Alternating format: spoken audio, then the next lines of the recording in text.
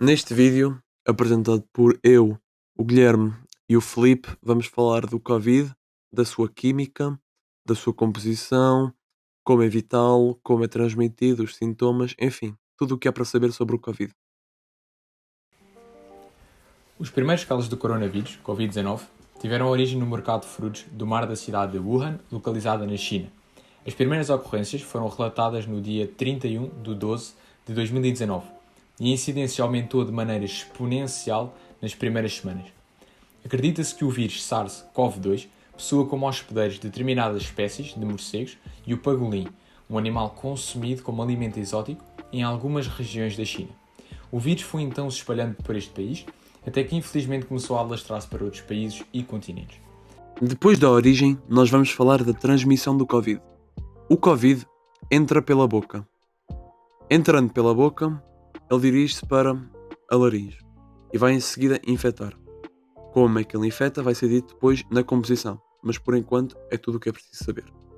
O Covid, estando na boca, quando uma pessoa tosse, o Covid, estando na boca, agarra-se às moléculas de água, fazendo com que quando alguém tussa ou quando alguém espirre, essas moléculas de água saem em seguida para o exterior e, se houver pessoas nos arredores dessa tal pessoa, essas pessoas podem apanhar essas moléculas de água diretamente na boca, na cara, nas mãos, fazendo com que em seguida o vírus se dirija para dentro da boca e infecte essa pessoa.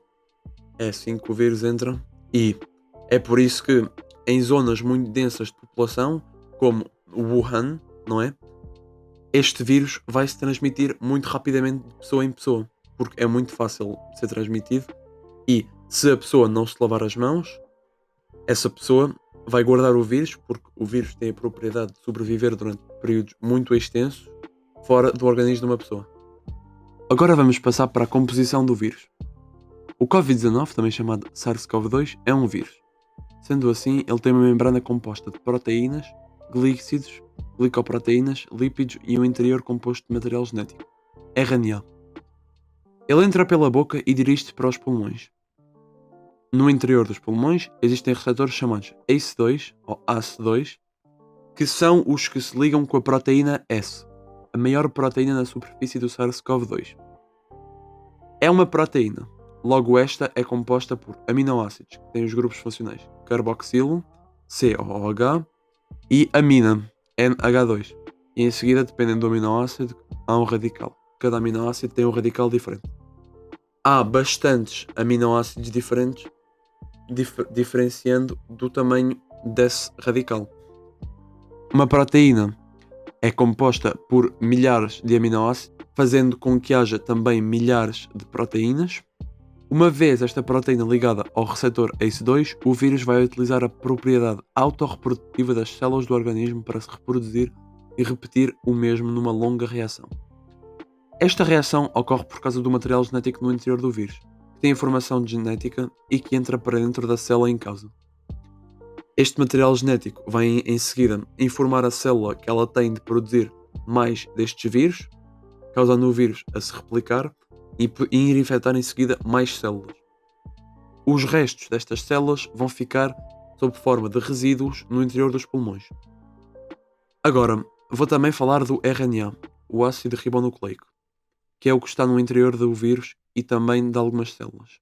Este RNA, ou ácido ribonucleico, é composto por milhares de nucleótidos, se calhar até milhões, cada um com três partes: uma ribose, que é um glícido, um grupo fosfato, que liga as riboses e outros nucleótidos por ligações fosfodiéster, e as bases açudadas, que podem ser adenina, guanina, citosina e, no caso do ARN, uracilo, que são o que define a informação. Os sintomas são divididos em dois grupos, o grupo dos sintomas comuns e o grupo dos sintomas menos comuns. No grupo dos sintomas comuns temos a tosse, a febre, a dor de garganta, a dificuldade para respirar. E no grupo dos sintomas menos comuns temos o cansaço persistente, a coriza, que é a inflamação da mucosa nasal, acompanhada eventualmente de espirros, secreção e obstrução nasal, dores de cabeça e náuseas, vômito e diarreia, perder o olfato e paladar, dores musculares e calafrios. Tipo de pessoas. Existem as pessoas assintomáticas, ou seja, que não apresentam qualquer sintoma, o que é muito perigoso, pois acabam por pensar que não estão infectadas e se calhar já não tomam as devidas medidas de prevenção que deveriam, propagando muito mais facilmente e rapidamente o vírus. E outro tipo de pessoas são as pessoas sintomáticas, que estas sim já apresentam os sintomas do vírus. O grupo de risco inclui pessoas com doenças cardíacas, pessoas com problemas pulmonares, visto que os pulmões já estão mais sensíveis do que o normal, os diabéticos, porque estes já têm um sistema de defesa mais fraco do que o normal, e os idosos acima dos 60 anos, devido ao estado do seu sistema imunitário. O coronavírus é um conjunto de fragmentos de código genético em busca de células para invadir e forçá-las a seguir os seus comandos. Estes fragmentos de código genético, o ácido ribonucleico, RNA, são empacotados no que é conhecido como envelope viral. O SARS-CoV-2 é composto de lípidos, que são gorduras. Podemos então dizer que o sabão é o calcanhar de Aquiles do Covid. E agora vou explicar o porquê.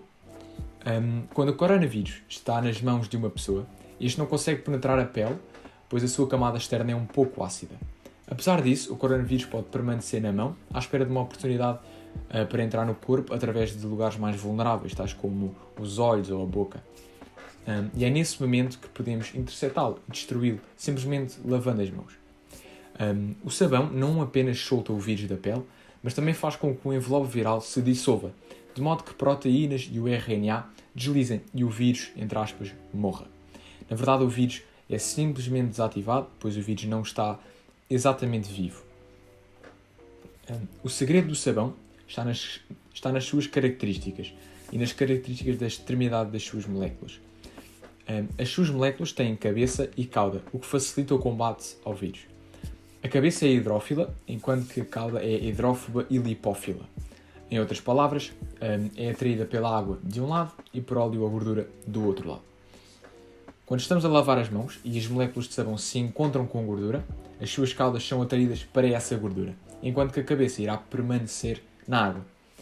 As forças de atração entre a cabeça e a água são tão fortes que levantam a gordura da superfície, de modo que ela é completamente cercada por moléculas de sabão, que a separam em pedaços cada vez menores, que são então arrastadas com a água. Existe ainda outra forma de combater o vírus, usando desinfetante, que irá desativar o vírus tão bem ou melhor como o sabão. O gel é um bocado diferente, pois este tem etanol.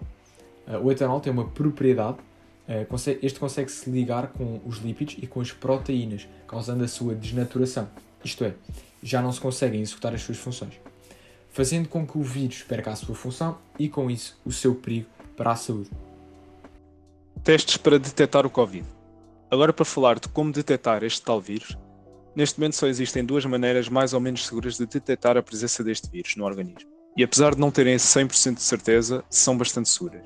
A primeira é de inserir um cotonete no nariz da pessoa em causa e recoltar uma pequena porção do ar que ela respira. Essas amostras vão depois ser observadas através de uma reação chamada PCR, em português, reação em cadeia de polimerase, e que é utilizada para reproduzir em quantidades altas o material genético da amostra, para depois se tentar detectar amostras de Covid. A outra maneira é tirar uma amostra de sangue e depois examiná-la para tentar observar a presença de anticorpos do Covid.